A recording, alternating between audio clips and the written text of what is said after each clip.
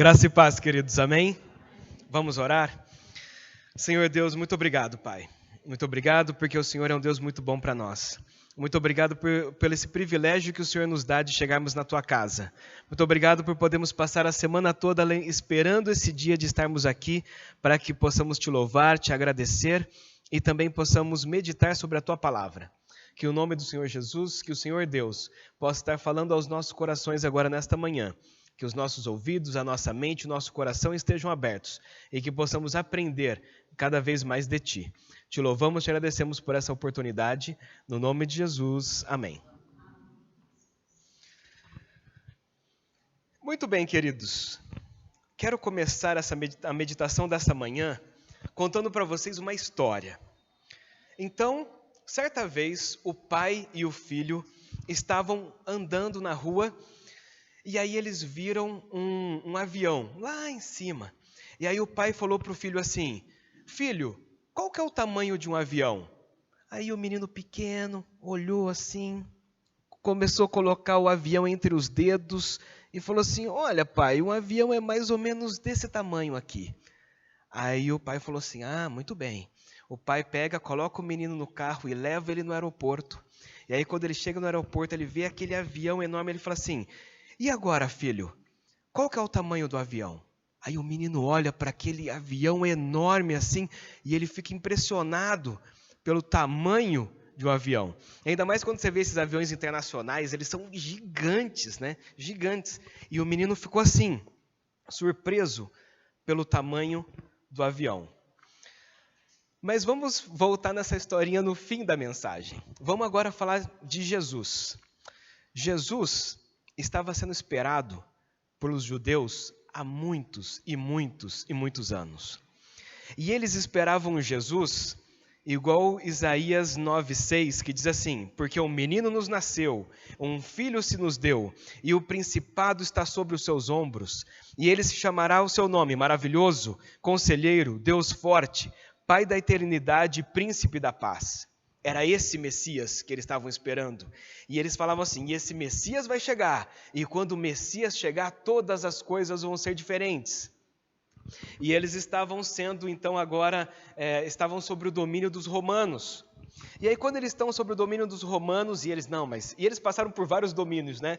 Teve o domínio babilônico, teve o egípcio lá atrás, teve vários domínios que dominaram sobre o povo de Israel, e agora nesse momento que vamos estar falando aqui, ele está sobre o domínio romano.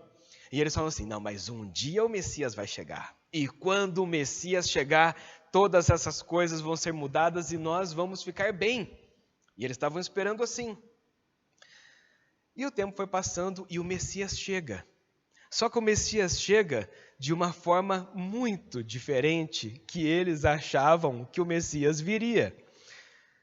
O Messias vem de uma mulher de uma família simples, de um carpinteiro. Jesus nasce bem diferente do que eles pensavam que deveria ser. Não do que estava escrito, mas do que eles pensavam que deveria ser. E o valorizar esse Jesus foi meio complicado para esses judeus. Vamos abrir comigo, lá em Mateus, no capítulo 13, nós vamos ler alguns versos. Enquanto os irmãos estão abrindo Mateus capítulo 13... você sabe que Jesus, ele andava pelas cidades e ele ia levando a mensagem do evangelho em muitos e muitos lugares. E uma vez ele resolve levar a mensagem lá na terra natal dele, lá onde a família dele mora. Ele está ali junto com eles. E essa passagem vai contar um pouco de como que aquelas pessoas, os vizinhos e os familiares, as pessoas que estão ali, como que eles lidaram com Jesus. Então, Mateus, capítulo 13, nós vamos ler do verso 54 em diante. O texto diz assim: chegando à cidade, começou a ensinar o povo na sinagoga. Todos ficaram admirados e perguntavam: de onde lhe vem essa sabedoria e esses poderes miraculosos? Não é esse o filho do carpinteiro? Não é o nome da sua mãe a Maria? E não são os seus irmãos o Tiago, o José, o Simão e o Judas? Não estão conosco todas as suas irmãs? De onde, pois, ele obteve todas essas coisas? E ficaram escandalizados por causa dele. Mas Jesus disse: só em sua própria terra e em sua própria casa é que um profeta não tem honra. Então, às vezes a gente cita esse ditado, mas está na Bíblia isso aí. E olha o verso 58. E não realizou muitos milagres ali, por causa da incredulidade deles. Então você vê, Jesus está no meio dos familiares, no meio daqueles vizinhos de infância, no meio do povo dele. E ali o pessoal fala assim, mas como que ele pode ser assim? Ele não é aquele Jesus que a gente conheceu quando a gente era pequeno? Mas o que está acontecendo? Então olha só como eles lidaram com Jesus nessa situação. Mas teve uma outra situação. E a outra situação está lá em João. João capítulo 1. Nós vamos ler a partir do verso 45. Esse João 1:45, o que está acontecendo aqui é que quando Jesus chegava em alguns lugares, as pessoas iam até ele e as pessoas ainda convidavam outros para ir. Falavam assim, olha, está vindo um rapaz aqui diferente e ele vai passar por aqui, você não quer ir também? E as pessoas convidavam os outros para poder ir e ver e ouvir sobre Jesus.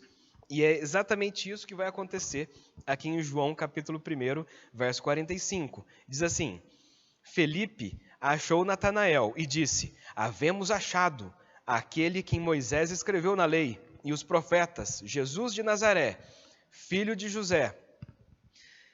Disse Natanael, olha o que então o Felipe ele chega animado, né? Ele fala assim, olha, a gente achou aquele que nós estamos esperando há muitos anos. E aí olha o que o Natanael responde, mas pode vir alguma coisa boa de Nazaré? Olha como ele responde, ele fala assim, mas é de Nazaré mesmo? E pode vir alguma coisa boa de lá? É isso aí. Olha como que era a expectativa e como que alguma dessas pessoas olhavam para Jesus. E aí Felipe responde, vem e vê. E aí então ele vai, né, para poder conhecê-lo. Percebe que o povo olhava para Jesus como esse garoto olhava para o avião. Ele olhava para o avião lá longe e ele conseguia, o menino conseguia colocar o avião entre os dedos, não era? Esse era o começo. E esse povo via Jesus simples, um Jesus humilde, um Jesus que talvez não poderia ter a influência política que eles achavam que Jesus iria ter, que Jesus não teria aquele poder de dominar sobre o Império Romano e sentar no trono e falar, agora quem manda sou eu nesse negócio aqui. E eles estavam pensando num Jesus assim. Mas Jesus veio de uma forma totalmente diferente. E hoje, muitas pessoas continuam olhando para Jesus dessa forma. Olha para um Jesus simples, um Jesus pobrezinho, que nasceu num estábulo lá naquela manjedoura, que não tinha lugar para ele ficar, um Jesus sofredor, um Jesus pregado na cruz. Aliás, um Jesus pregado na cruz, certa vez eu estava fazendo uma visita num dos órgãos do governo, e aí tinha um crucifixo com Jesus pregado lá nesse departamento do governo, e aí eu falei assim, mas por que tem esse daí, né? Aí um lá falou assim, mas o Estado é laico, e não sei o que e tal, e era um órgão do governo. Aí eu falei assim, mas por que? Aí o rapaz falou assim, mas qual que é o problema? Você não acredita na cruz? Eu falei, não, eu acredito na cruz, mas o Jesus não está mais aí. Ele já saiu daí já. Aí ficou aquele negócio, né? Então, as pessoas veem um Jesus pregado na cruz, um Jesus sofredor, um Jesus desprezado pela sociedade da época. Um Jesus que às vezes fica calado diante de alguns julgamentos e situações. As pessoas às vezes olham para um Jesus assim. Mas quando nós acreditamos num Jesus dessa forma, queridos, é como se a gente conseguisse colocar Jesus medindo ele no meio dos nossos dedos. É como se fosse um Jesus pequeno, um Jesus que não pode fazer as coisas por nós. Um Jesus que a gente fala assim, mas olha, será que Jesus vai conseguir resolver essa situação? E a gente fica numa situação assim, porque a gente consegue colocar ele entre os nossos dedos.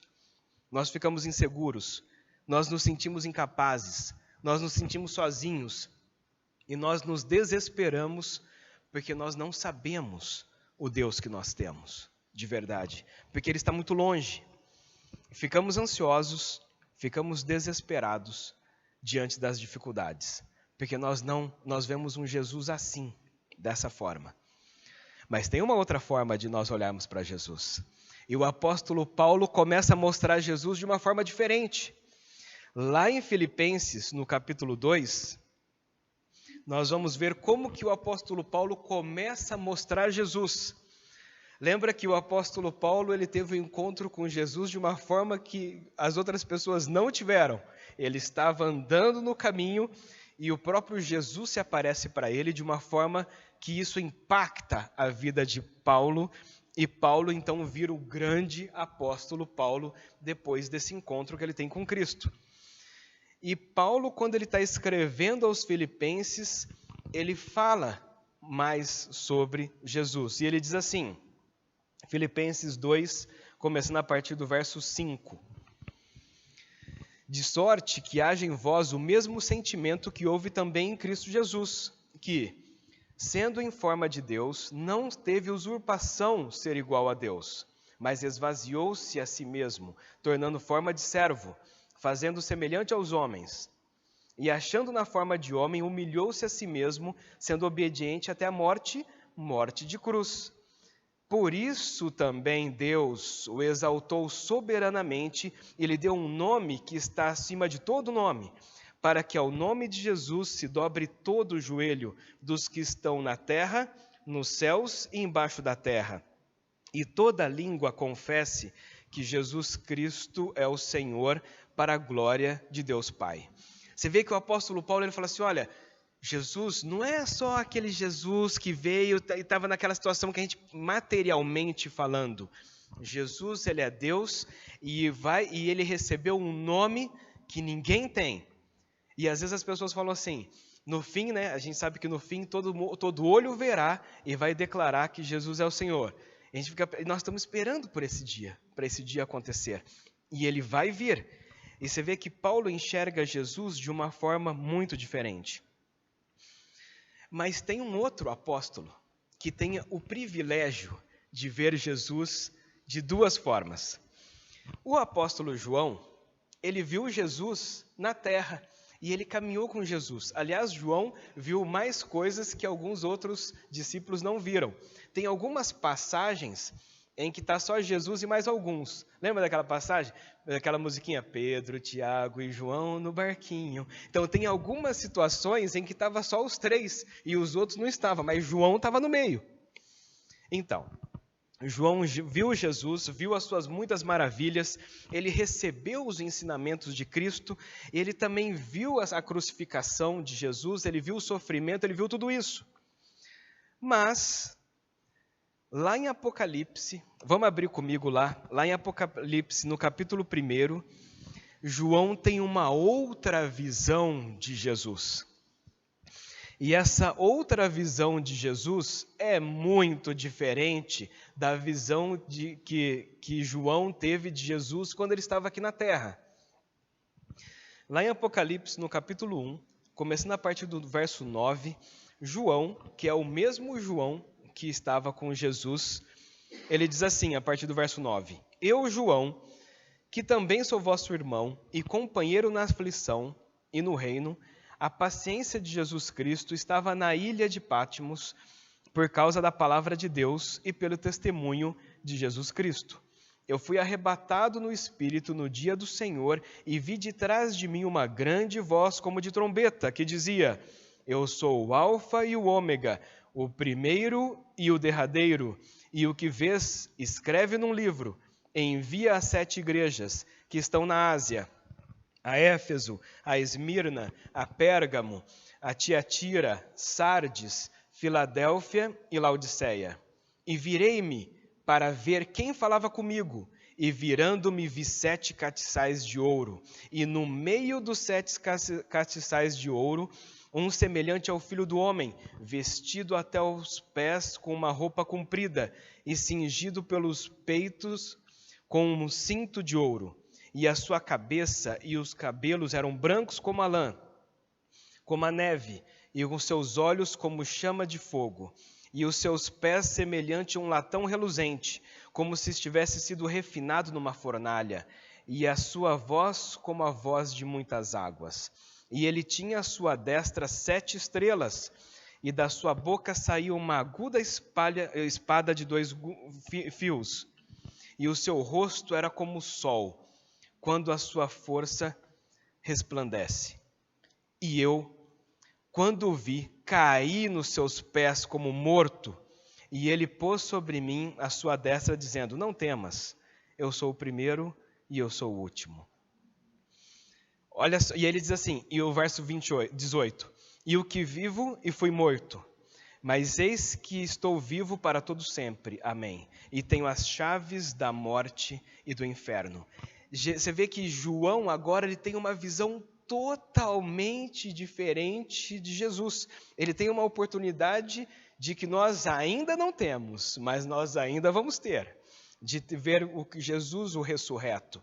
E quando ele tem essa imagem de Cristo, que é bem diferente da outra, ele se aproxima de Jesus de uma forma em que ele percebe o Jesus que veio, o Salvador do mundo de verdade, com todo o seu poder e toda a sua glória.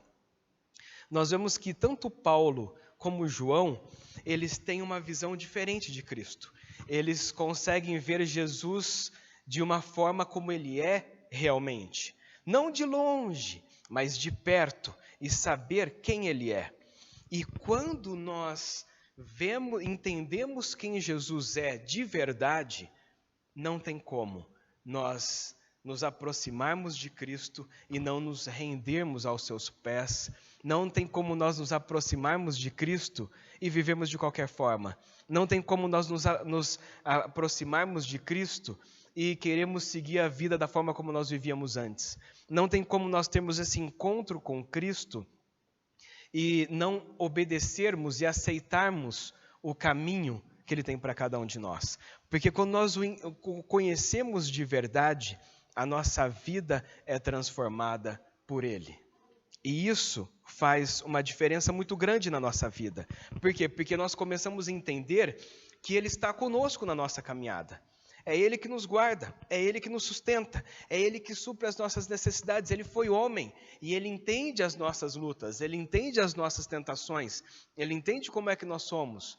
E nós podemos, Pedro diz, que nós podemos nos achegar ao seu trono de graça e de misericórdia. Por quê? Porque Ele entende como nós somos. Queridos, e aí quando nós entendemos isso, quando nós aprendemos isso, nós descansamos de uma forma diferente. Nós continuamos passando pelas situações, mas nós passamos pelas situações sabendo que nós não estamos sozinhos. Nós passamos por essas situações, mas nós sabemos que Ele está conosco. E quando a gente olha para Ele, a gente não olha para Ele como um avião que dá para a gente colocar entre os nossos dedos, mas a gente olha para Ele para falar assim, uau, olha só esse Jesus que nós temos, que é muito diferente. Mas para que a gente possa ter isso, nós temos que estar próximo dele, nós temos que nos achegar a ele. E quanto mais próximos nós estivermos dele, mais ele se revela a nós quem ele é, mais ele mostra para a gente o seu poder e a sua glória, e mais ele mostra para a gente como que ele quer que nós venhamos a viver. E mais nós podemos ter essa revelação de quem Cristo é na nossa vida. E a gente pode ficar pensando assim, quando nós temos esse tipo de visão sobre Cristo, nós vivemos dessa forma e nós mostramos às pessoas um Jesus diferente. Um Jesus diferente daqueles filmes em que mostra aquele Jesus coitadinho e tudo mais, que às vezes é isso que as pessoas acabam tendo esta visão sobre Jesus. Mas quando nós entendemos quem Cristo é para nós de verdade, nós entendemos isso para nós e nós podemos mostrar isso às outras pessoas, esse Jesus que é totalmente diferente do que muitas das pessoas pensam que ele é. E certa vez, perguntaram para um grande evangelista, quem é Jesus para você? E aí esse evangelista falou assim, você tem um tempo? A pessoa falou assim, sim, eu tenho. Ele falou assim, então eu vou falar para você quem que Jesus é para mim. E eu vou ler um texto. Esse texto quem escreveu foi um rapaz chamado John Edmund Haggai.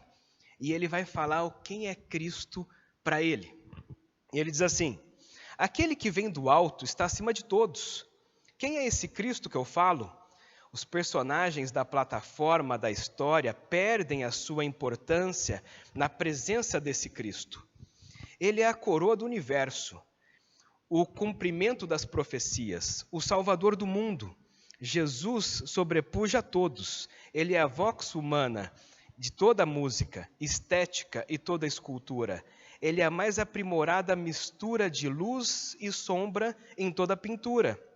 Ele é o ápice da realização de qualquer empreendimento. Para o artista, ele é a sublimidade da beleza. Para o arquiteto, ele é a pedra fundamental. Para o astrônomo, ele é a brilhante estrela da manhã. E para o padeiro, ele é o pão da vida. Para o biólogo, ele é a origem da vida. Para o construtor, ele é o firme fundamento. Para o carpinteiro, ele é a porta. Para o médico, ele é o médico dos médicos. Para o professor, ele é o mestre dos mestres. Para o engenheiro, ele é o novo e vivo caminho. Para o geólogo, ele é a rocha eterna. Para o escritor, ele é a palavra viva. Para o camponês, ele é o semeador e o senhor da colheita. Para o floricultor, ele é a rosa de Saron, o lírio dos vales. Para o viticultor, ele é a videira verdadeira. Para o magistrado, ele é o juiz de toda a terra. Para o jornalista, ele é a boa notícia da grande alegria. Para o filósofo, ele é a sabedoria de Deus. Para o pregador, ele é a palavra de Deus. Para o estadista, ele é o desejado de todas as nações. Para o trabalhador, ele é o descanso de todas as nossas fadigas. Para o pecador, ele é o Cordeiro de Deus que tira o pecado do mundo. E para o crente, ele é o Filho do Deus vivo, o Salvador, o Redentor e Senhor. Para o discípulo, ele é o comandante geral que nos dá as ordens com clareza incondicional. Ele é o Cristo, o incomparável. E aí quando a gente lê assim, eu fico pensando assim: Paulo teve uma visão de Cristo impressionante. João teve uma impressão de Cristo impressionante. Este homem fala de Cristo de uma forma impressionante.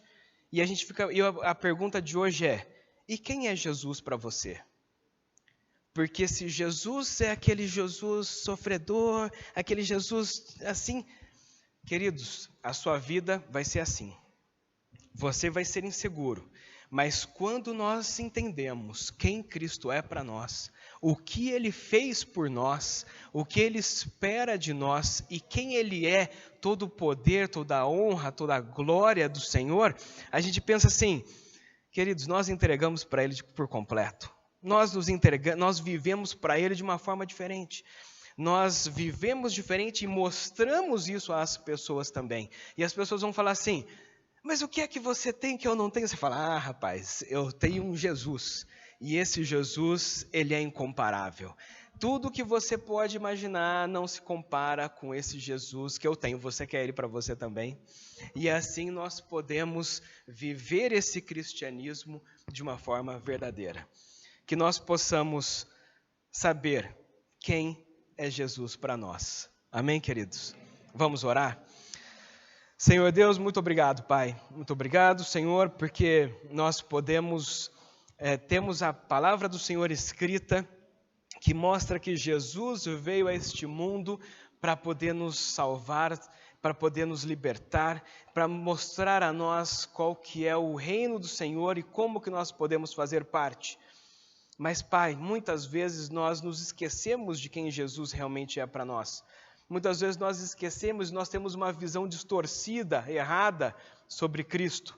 Perdoa-nos, Pai, pelas vezes em que nós pensamos dessa forma e acabamos agindo e vivendo dessa forma por causa dessa nossa concepção sobre Cristo para nós.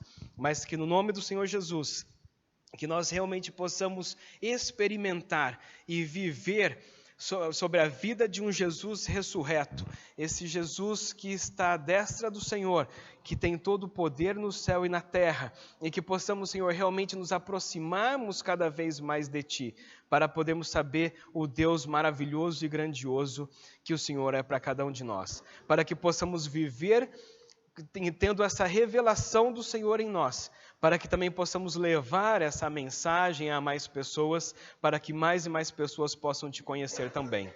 Te louvamos, Te agradecemos, no nome do Senhor Jesus. Amém.